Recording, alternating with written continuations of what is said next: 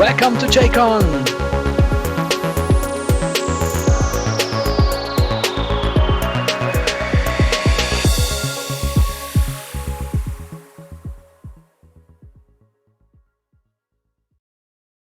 Hi everyone, my name is Richard. I'm one of the organizers of JCON.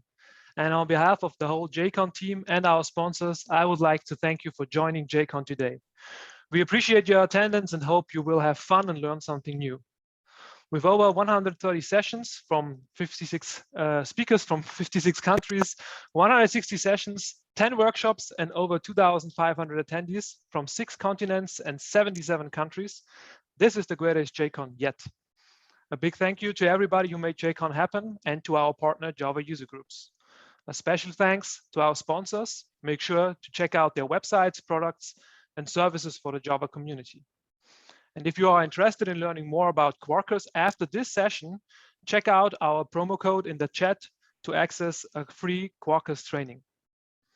For our keynote today, I would like to welcome one of the founders of the Quarkus project and the founder of the Undertow web server, Senior Principal Software Engineer at Red Hat, Stuart Douglas. Stuart, hi, how are you? Hi, I'm good. Great to have you. Yeah, it's great to be here. So basically for my talk today, what we're going to do is a Quarkus deep dive. Now, this isn't the sort of talk where I'm going to try and convince you to use Quarkus or show you how to write an application or sort of show off developer-centric features. Really what I'm going to be talking about is kind of how Quarkus works under the covers and basically what differentiates it from other frameworks and traditional Java applications.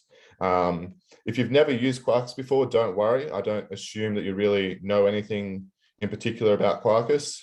This is more just a talk that tries to explain sort of what Quarkus does and how it works at a very high level. Now, well, not that high level. We do go quite deep into the internals, but in a non-intimidating way, let's say. So first, a little bit about me. I'm a Senior Principal Software Engineer at Red Hat. I'm one of the co-founders of Quarkus. I founded the Undertow project. I'm also the servlet specification co-lead, and I'm a core developer, or more used to be a core developer on the Wildfire application server. And I've been involved in middleware for over a decade at this point. Now, when we started designing Quarkus, we had a few key goals. And one of the main ones was to make it supersonic and subatomic. Well, back then though, we just called it being small and light. Supersonic and subatomic was what the marketing department came up with. But really, we just wanted to make something that would run in a small amount of memory, that would start quick, that would sort of change the perception of Java as being slow and big and heavy. Now, the other really key feature that we wanted to add, or that we wanted to look at, was developer joy.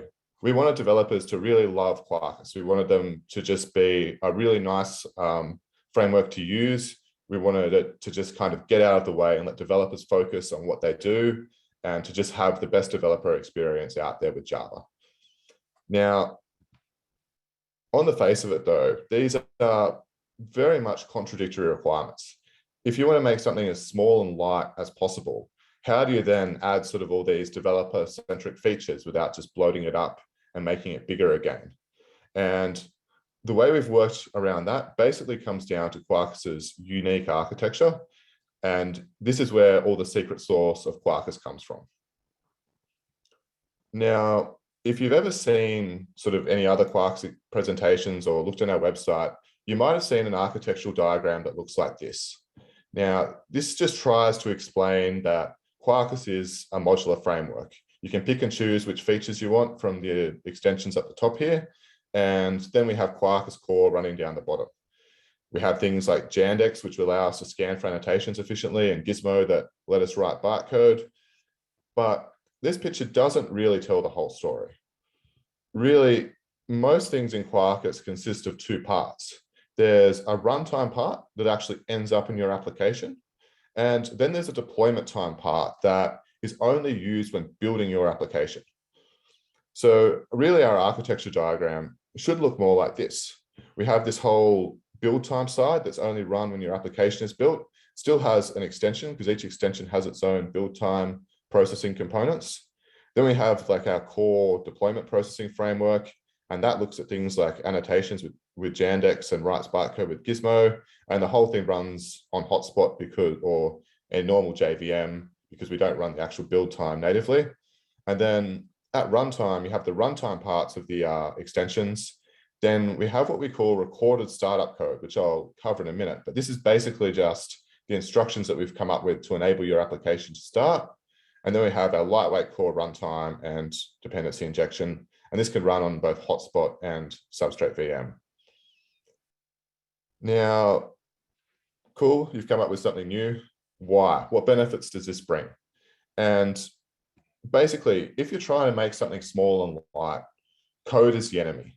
So every class you load when your application is starting slows down startup, and it takes up memory that is never released, because every class that you load in the JVM will sit in an area called metaspace. And for most applications, that's for the whole life of the application. So if you have a class that does some processing that's only relevant at startup, not only do you pay for doing that logic at startup, you pay for loading those classes at startup, and then you pay a memory cost for the life of your application. And if you have 100 copies or 1,000 copies of that application running, you're paying that memory cost on every application, on every node. So basically, one of the key goals of the Quarkus architecture is to just reduce the amount of code that's loaded and reduce the amount of logic that's actually needed on startup. So we kind of have two solutions to this problem. Now, the first and sort of easiest to understand part is that Quarkus is a very modular platform. We have very fine-grained modules and if you're using Quarkus, you can just pick and choose exactly which features you want and leave out everything else. And obviously, if you just haven't included something, then you don't have to pay for it. Whereas if you had sort of the more traditional application server approach, then you generally have the whole application server, whether you're using it or not, and there's a cost to that.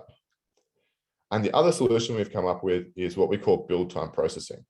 So we do things like scanning for annotations and other features. We'll analyze the application, figure out what services it actually needs from us. If we're building a native image, we'll generate additional metadata for a native build. And then we generate the minimal startup code required to start your application. And this results in basically the big memory and performance gains that you get with Quarkus. This isn't something that's just because we compiled a native. Our actual JVM applications are also super optimized. So let's have a quick look at what this looks like in practice. So I have here a simple Quarkus application. Now, normally for these sort of demos, you'd have sort of a basic CRUD app or a hello world thing with 1 or 2 classes.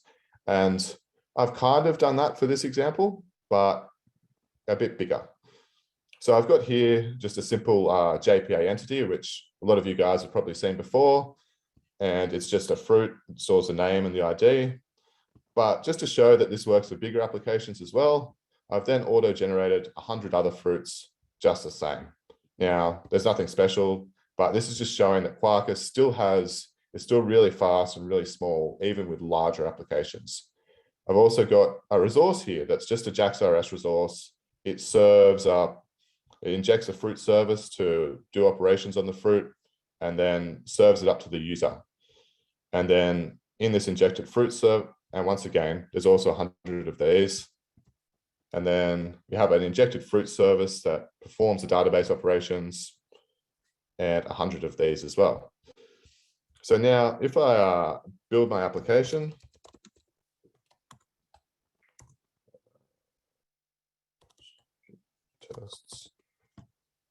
Quarkus will basically analyze my application at build time, figure out exactly what it needs to start, and then generate my application. Just takes a sec. And there we go. So now if I run my application, you can see that even though this has 100 entities, it has 100 services to inject and over 400 different routes being served, it still starts in 2.4 seconds, which was a bit slow, really. This isn't the fastest laptop in the world. When I was doing this earlier, it was starting in 1.5. I guess running Zoom probably isn't helping it. But it's still, even though this is like quite a large application, sort of bigger than what most microservices would ever be, it still starts really quickly in JVM mode. And I have an example I compiled natively earlier, and we can see that it still starts in 0.3 seconds in native mode, which normally it starts in, yeah, that's better, 0.9 seconds in native mode. So basically instantly. And you can actually run this with 4 megabytes of heap memory in native mode. So all the optimizations that Quarkus does, they don't sort of fall down once you actually get a larger app. These are real optimizations that you should see in real projects that don't just apply to Hello World. So now we've had a look at basically a very simple but yet still big Quarkus application. I'm going to talk about how we actually get those optimizations and what build time processing actually means in the real world.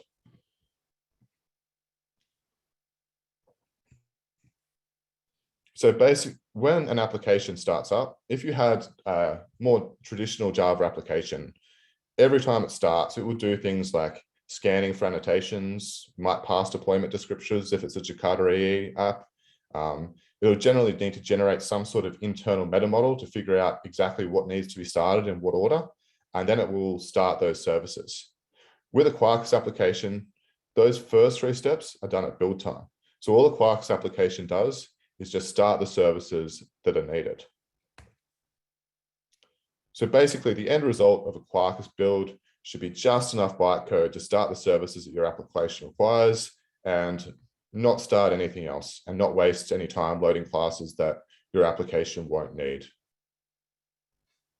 So if you actually look at what's produced from the Quarkus build, it'll look something like this. We have this Quarkus app directory with a runner jar that's basically empty, just with the manifest. Then we have the lib directory that contains all the libraries that Quarkus needs. This is basically the reason why we do it this way, and rather than using uberjar, is because this lib directory doesn't change very often. You can put it in a separate layer in your Docker file and share it between images. So you only need to ship around the bits that have changed, which in this case would be your actual application and this bit here that's generated by Quarkus. Now, the Quarkus generated bit has this generated bytecode jar and the transform bytecode jar. And this generated bytecode is basically the bit that contains all the magic. It's what contains Quarkus's optimized startup sequence that saves you time and memory in terms of how we boot up. Now, I'm going to talk a bit about the Quarkus build process in a very general sense. And then I'm going to actually show what an extension looks like by writing a Quarkus Hello World extension and showing how you can actually, what this process actually looks like in practice. Because at the moment, it's all kind of hand wavy. Just saying that, oh, we've optimized it doesn't really tell you that much. I'm going to go into the details about exactly how that process works. So the first thing that we do when we're building is we have what we call the provisioning phase. So build tools like Maven and Gradle, they don't really have a build time scope. So even though we can put the runtime dependencies on the class path of our application, the build tools and the IDEs don't know anything about these additional deployment parts that they bring in. And to get around that, we've basically created our own resolver in Quarkus that can analyze the project structure and then resolve the complete class path for the deployment time to actually build the application. Now, this has some other benefits as well, including that it lets us actually run Quarkus from the IDE. So you can run tests and run main methods from the IDE, even though in theory, this shouldn't work because the IDE doesn't know anything about these deployment dependencies and will have no idea how to resolve them. We actually have a little shim in the Quarkus bootstrap that enables this to work. And this is like a very key part of what we consider like a very key part of the developer experience is that even though Quarkus has this unique architecture, you can still just hit run in the IDE or debug in the IDE and it will just work. Another benefit is that it lets us resolve the test class path, which we'll talk about a bit more later. The next phase is what we call the augmentation phase. And this is where we actually create the application. All this processing is done by annotated build step methods. And these produce and consume what we call build items, which are just normal classes that are subclasses of build item. And the ordering is based on a graph, and a build step is executed when all its dependencies are available. Now, these build items are just immutable build classes, and we have two types. We have a simple build item and a multi-build item. A simple build item is just an item where you only have a single one. So something like the application route, or you'll only ever have one of those. Multi-build item could represent something like a servlet where potentially you'll have lots of them. Now, the build step runs as soon as its dependencies are ready. And when we're actually doing the build, Quarkus seeds it with some initial items, such as like the application route. And then we ask for specific output. And generally we'll ask for a complete Quarkus application, but you could say ask for a Docker image or a native executable, and then the build Quarkus calculates which steps are needed to run to get that output that you're after. So one of the sort of benefits of using this build graph approach is that if your method doesn't produce anything that the build actually needs at the moment, it just doesn't get called. So even at build time, you sort of only pay for the things that you're actually using. And if you're not, if you don't need a feature, then potentially that build step won't even get called. Now, build steps are all well and good, but at the end of the day, we need some way of actually generating this startup sequence. And, you know, bytecode is complicated. We don't really want anyone we don't really sort of want to require an in-depth knowledge of bytecode to be able to write a Quarkus extension. And we don't want our code base to be filled with manually crafted bytecode, because that would just become unmaintainable very quickly and very inapproachable. And the way we've worked around that is with something that we call bytecode recording. So this basically lets you invoke on an object at deployment time in our build step methods, but then the actual invocation gets delayed until runtime. So basically, this is just a way of serializing both data and logic. And you can decide what's going to happen at startup time in your build step methods, make the method calls that you want to happen at startup time, and then they don't actually happen then, they happen at runtime. Now, that was sort of a brief overview. I'm just trying to give you a bit of an idea about what you're about to see, because I think this is something that's hard to explain with slides. So I'm going to instead write a hello world extension in Quarkus, and you can see what's actually involved in writing a Quarkus extension and how this actually works in practice. So I have here an extension I prepared earlier. We actually have a generate extension command that has basically prepared this for me. I have a runtime component, which is a runtime module, which is the runtime part of Quarkus. And so this class here, this hello recorder, will actually be included in my final application. We've also got a descriptor here that's not very interesting. I've got my deployment folder, my deployment module, which has my build step methods.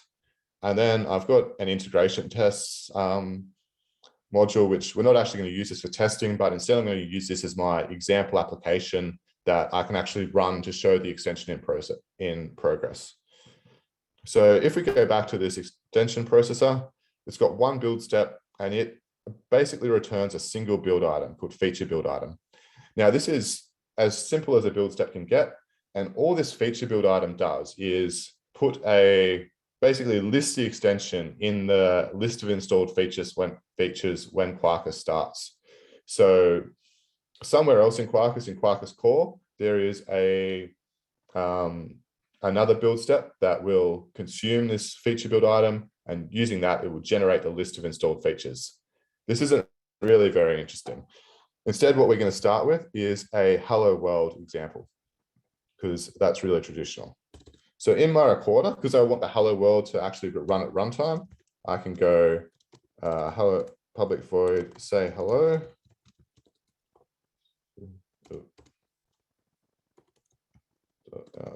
Print line hello world.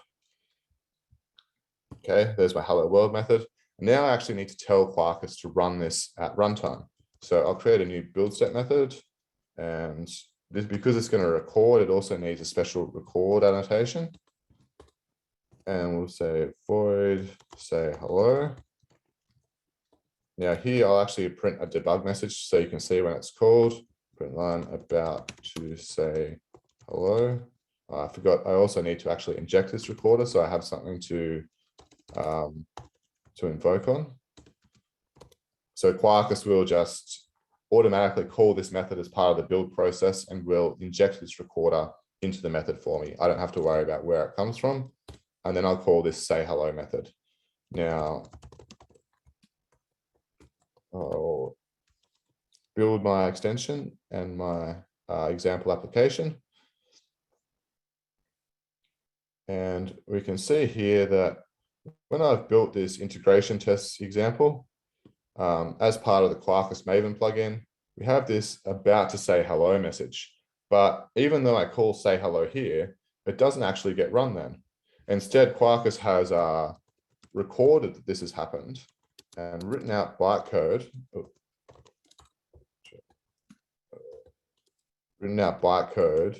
To do this on startup. So now when I run my Quarkus application, we can see that my Quarkus application is printing out hello world as part of its startup.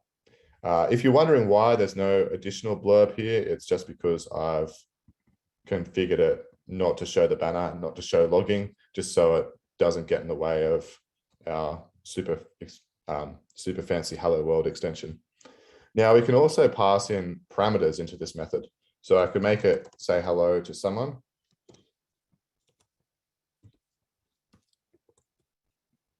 And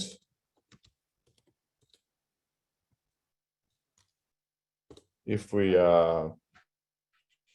do another build, you'll see that this time it's going to actually also record the value of that parameter. And now when I say hello, it'll say hello Stuart instead. We can also return objects from recorders. So I can say have a supplier that returns string message.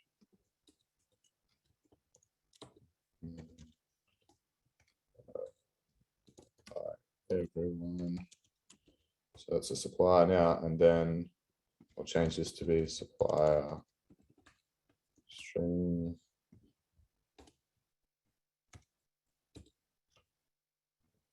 Now, in our build step, we can first call the method that gets the supplier, and then we can just pass that directly back into our recorder. So now when I do my build, we should see this new message. Now, even though this has returned a supplier here, I can't actually use this or anything that's returned from a recorder in my build step.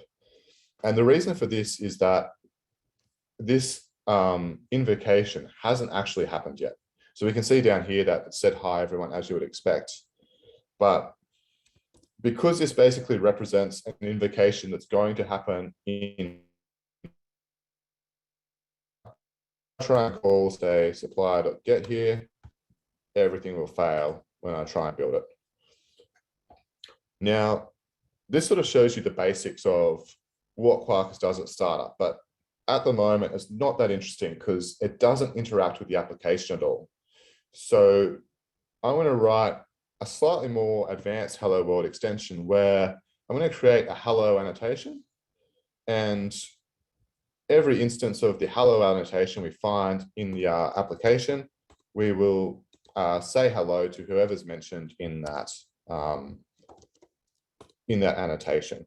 So I'll create an annotation with a retention policy of runtime, string value. So this will be used to say who we're going to say hello to.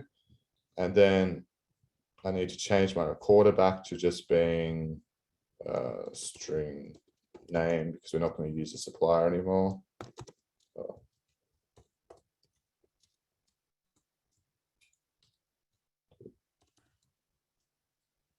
And now in this method, I need some way of interacting with the application. And because I'm going to look at annotations, I use a build item called combined index build item. Now, this is basically an index of every annotation that we've found in the deployment. So we can use this to very efficiently look up which annotations are there and what their values are. So because there might be more than one, I need to use a loop. And the end result we get from the index is an annotation index. Get annotations, .name, .create simple. This is slightly longer than it probably should be, but it's just part of Yandex's API. So now we have, put that on 2 lines so you can see it. So now we have a basically a for loop that's iterating over every occurrence we find of this hello annotation. And then in our loop, we'll say recorded.say hello to i.value.asString.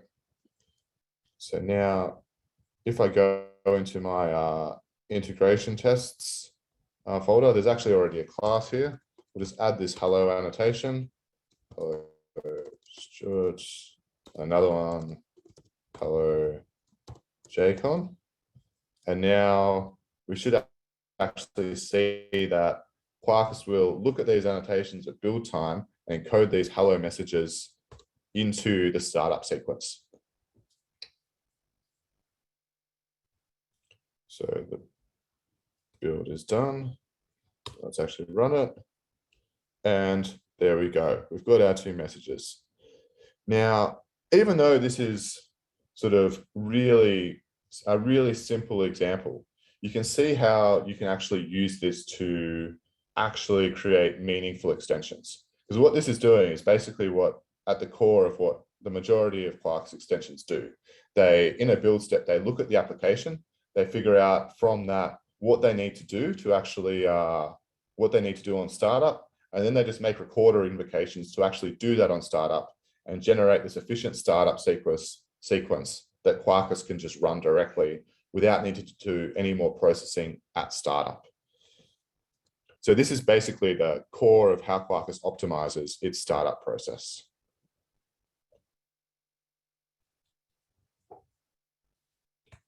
So now I've sort of talked about how the architecture can develop, provides the basically the supersonic and subatomic part of Quarkus, like how we use it to optimize our startup time and memory usage. But now I'm going to talk about the sort of developer joy features that this architecture enables. And one of the core parts of, well, pretty much the main part of Quarkus developer joy features is our development mode. So this mode allows Quarkus to build an in-memory application and it runs it directly. So rather than generating a sort of stripped down jar, when you run in this mode, both the deployment and the runtime parts end up running in the same JVM.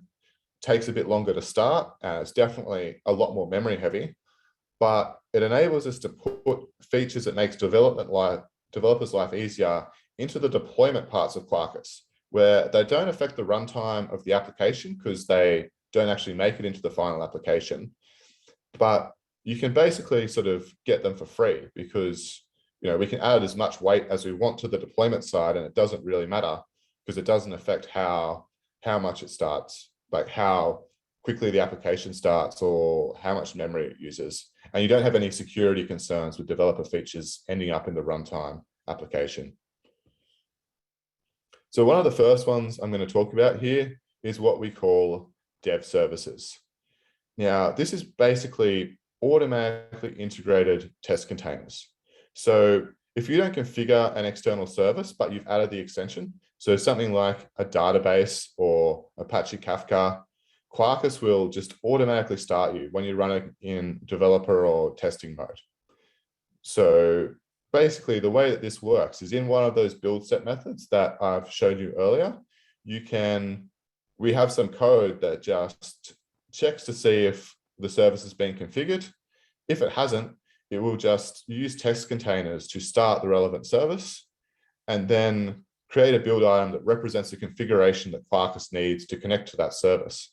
Now, this ends up actually being, even though this is a really cool feature, in most cases, this is only like a couple of hundred lines of code, like 100 or 200 to enable this, just because of how sort of simple the build item API makes it for us to do. So let's have a look at this in practice. Now, going back to my CRUD application, I'm going to start it in developer mode.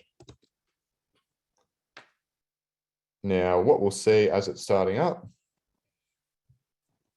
is down the bottom here. This isn't the most powerful laptop in the world. We can see that we've got this little status line at the bottom, and we can see that it's starting a database.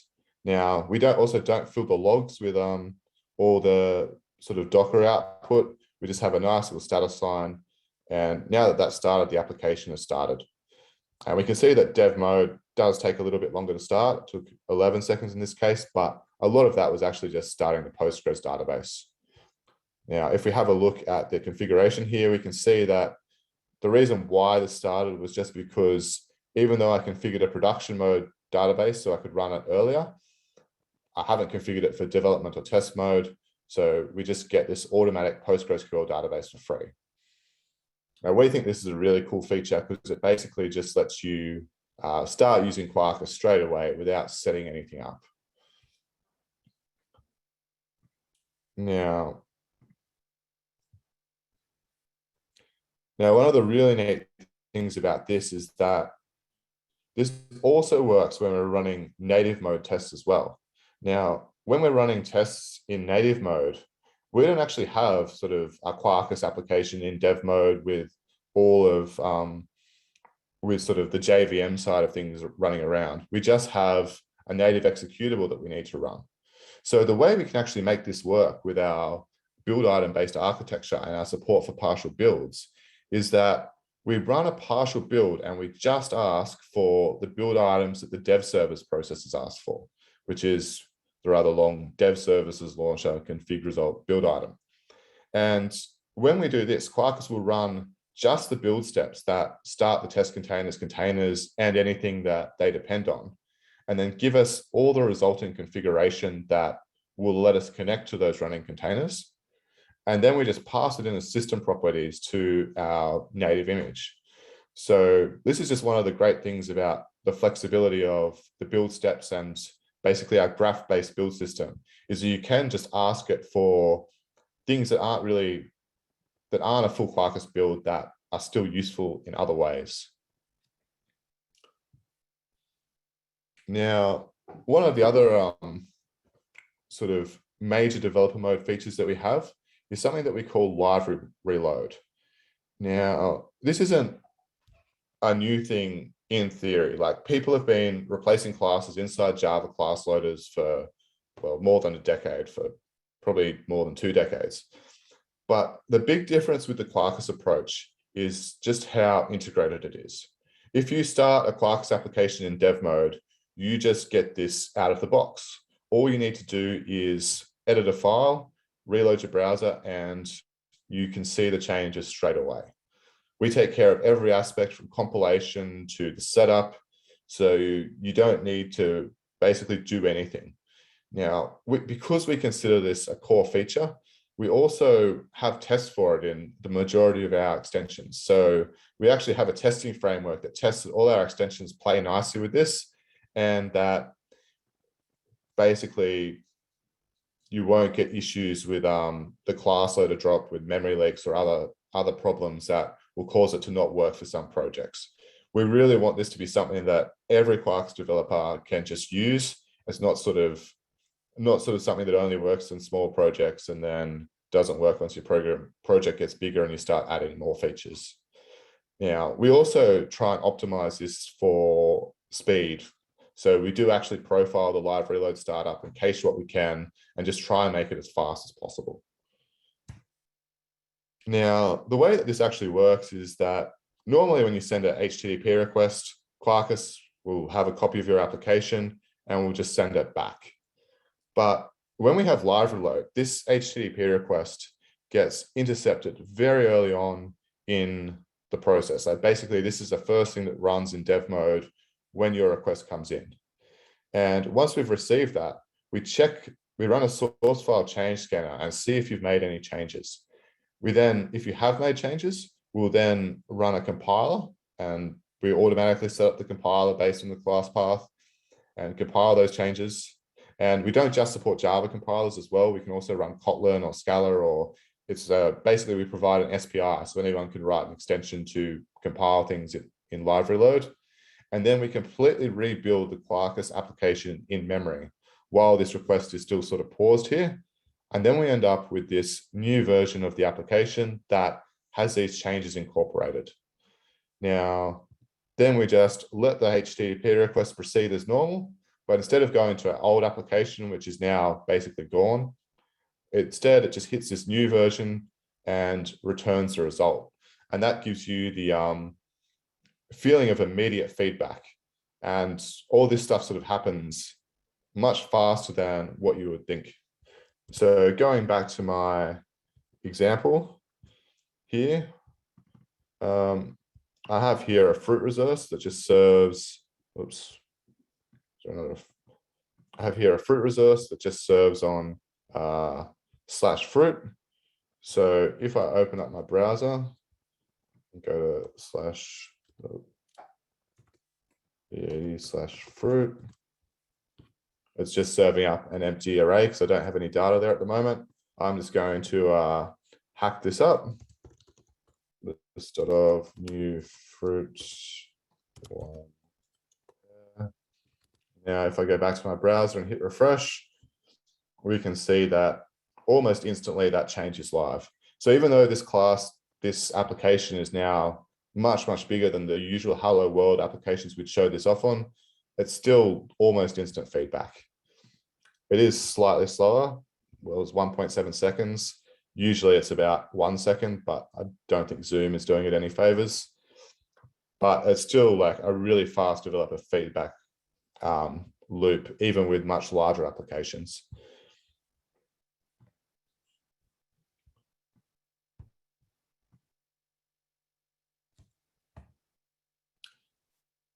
And one of the other really cool features that is quite new that Quarkus provides is something that we call continuous testing. And the way that this came about was actually quite cool. We had someone post on our development list saying that they were usually a JavaScript or Ruby developer, and they just tried Java after a number of years, and they really liked Quarkus because of the library load feature. It sort of gave them a workflow that they were much more comfortable with as a scripting language developer. But then they complained that our test workflow was just not there, that it was basically slow and clunky, and they had much better in scripting languages. And I wrote back and I was just like, what are you talking about? The test workflow is great. You can just run it from the IDE, you hit the button, the IDE will sort of think about it for a sec and then compile, and then the runner will launch new process and it will load all the classes, and probably within like 5 to 10 seconds you'll get your result. He's like, he replied back and said that from a scripting language point of view, that was really slow, and that scripting language developers had tools that would basically just give them the test results instantly as they were coding, and that basically this was a much more clunky work. The Java testing workflow was a lot more clunky than what they were used to.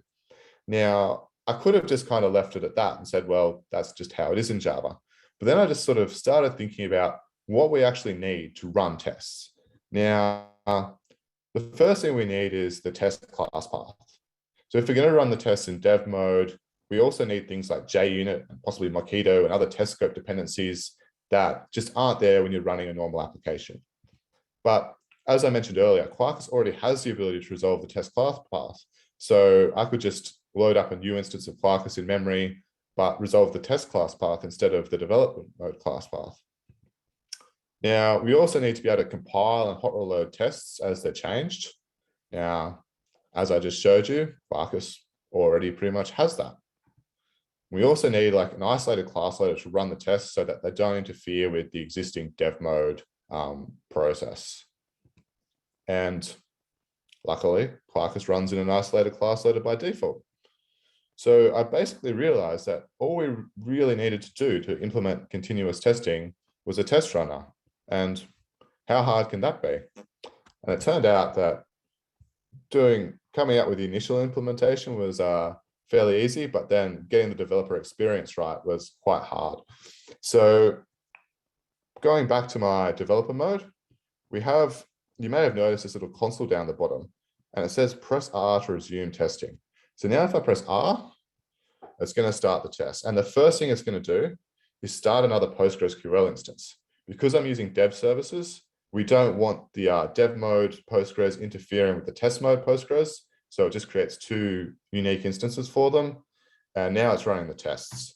Now, I didn't show this earlier, but when I was generating my application, I also generated a lot of tests as well. They basically just test the JAX-RS endpoint by posting a new entity and then checking that it's there and then deleting it. And this ran over 100 tests in about 5 seconds, but unfortunately one of them failed. And the reason for that is that in my fruit resource, I've broken things.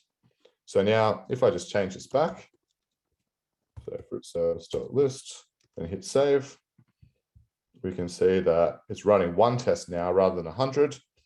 And now all our tests are passing. This only took a couple of seconds to run. Now this basically takes effect whenever I change a class, or even if I change fruit service.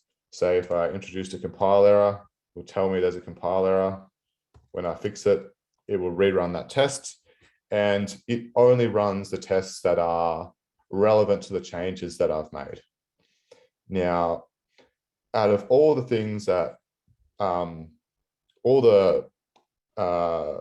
things that we had to do, I think this is one of the coolest parts about the Quarkus continuous testing implementation, is just how it knows which tests actually need to be run when code is changed. So basically the way it does this, next slide. The way it does this is that when it loads all your user modifiable code into memory, it actually instruments every class that you could possibly modify. And it's a very simple transformation. And just at the start of every method, it just adds a call that looks like tracing handler.trace with this with the class name.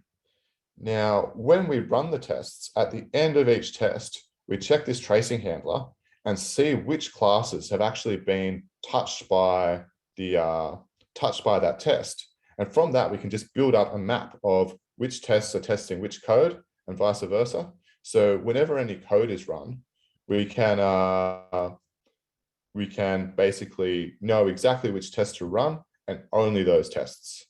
So it doesn't matter how big your test suite gets or how big your code base is. When you're using continuous testing, this Quarkus implementation means that you'll only ever have tests run that your code could have potentially fixed, could have potentially affected.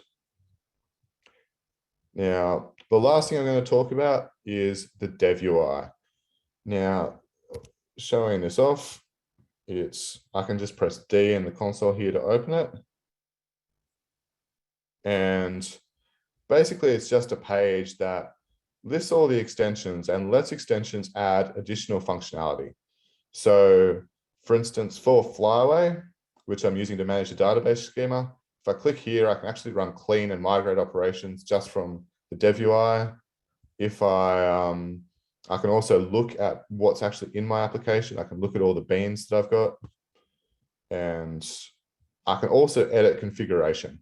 So if I want to just edit some Hibernate-based configuration, I can click on this config editor button here and just sort of get a guided config editor to easily let me modify my Hibernate properties. And any changes here will be affected in application.properties, and Quarkus will be reloaded. Now, the nice thing about this is that it is completely extensible. So any extension can add information to that page or even add new pages and add new tooling functionality. So you could actually write extensions that just add developer tooling by leaving the runtime part empty and just using the dev UI's specific build items to add whatever tooling your sort of specific needs your company needs. Or, you can write community extensions that just do code generation. And basically we open up the tooling, our sort of tooling infrastructure up to everyone, and anyone can contribute to it just by writing some build step methods and some server-side templates. And that's pretty much it for now. So does anyone have any questions? Yeah, we have some questions in the chat. Matt asked, is there native Mac ARM M1 available? I think he means if Quarkus can produce native executable for ARM, specifically Mac M1. I don't think so at the moment. That would be a GraalVM specific feature. That's not something that Quarkus doesn't provide the native compilation. That's provided by GraalVM and Substrate. And I don't think they have support for that at the moment. But to be honest, I haven't actually checked because I don't have an M1 Mac. And yeah, but I don't think so. I don't recall anyone mentioning it or seeing it. I think it would be a work in progress because there is definitely ARM support, but I don't know if there's the Mac M1 support. Mm-hmm. Okay.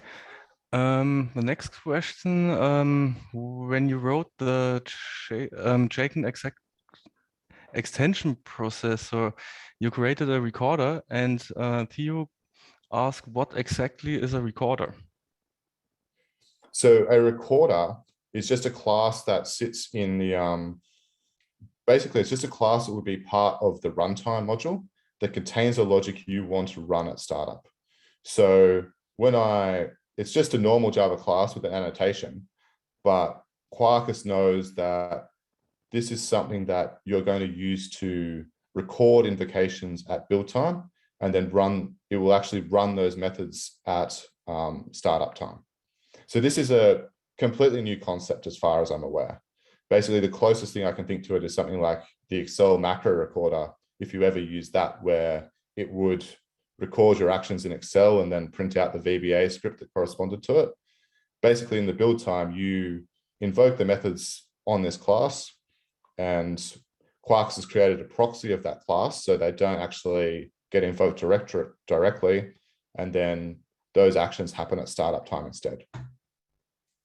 Does that make it any clearer? I hope so.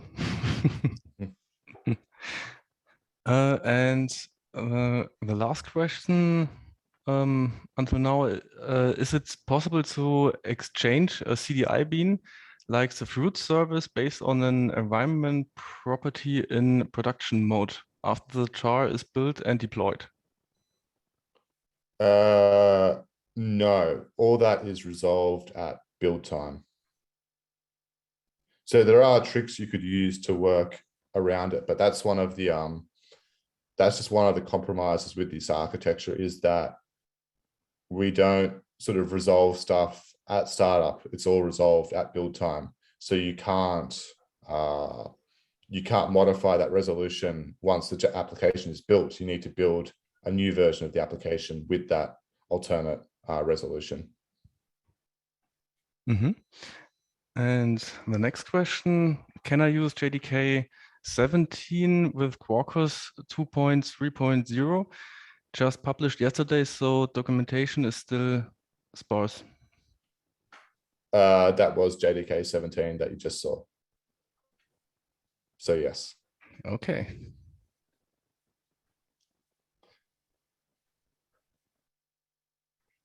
Okay, I think no more questions.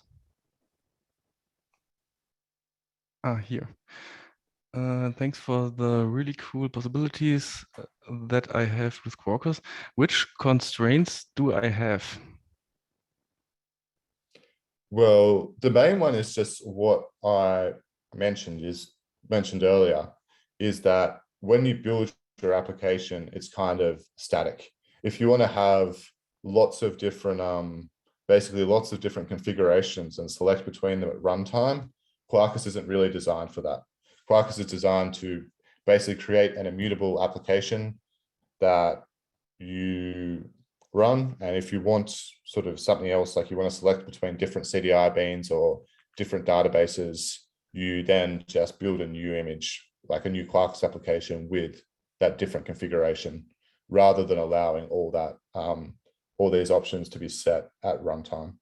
That's the trade-off. And we think it's a trade-off that is worthwhile, because for the majority of applications, they will just run in like a fixed configuration. Okay, thank you. We do actually have a SAMI workaround for that, which we call a mutable jar. And that's one where once we've built the jar file, you can kind of rebuild it with a different configuration. But I don't know how. It's more designed for a very specific use case. If you're distributing software to someone else and you want them to be able to configure it for how they're using it, rather than something that you'd use in the general sense. The way we recommend you do it is just build a new application with exactly what you need. Okay. Good. I think no more questions. Stuart, thank you very much for the talk. Very interesting topic. Thanks for having me. I hope it was okay. Yeah, sure. Okay, good. Then have a nice day and we see you. Thanks. Bye. Bye.